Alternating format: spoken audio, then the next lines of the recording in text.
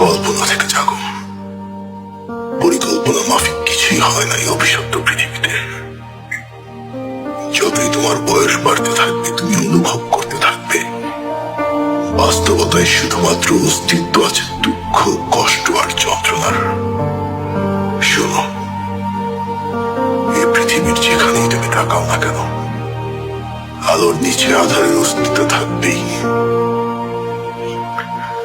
যদি বিজয়ের অট্টহাসি শুনতে পাও, তার সাথে পরাজিতের আত্মচিৎকার অবশ্যই মিশে আছে। নিজেকে শান্তিতে রাখার স্বার্থপর প্রবণতাই সকল যুদ্ধের মূল কারণ। আর ভালোবাসাকে রক্ষা করতেই জন্ম হয় ঘৃণার। আমাদের অনুভূতিগুলোর একের সাথে অপরের আছে অবিচ্ছেদ্য সম্পর্ক, যা আমরা চাইলেও ছিন্ন করতে পারবো না। আমি চাই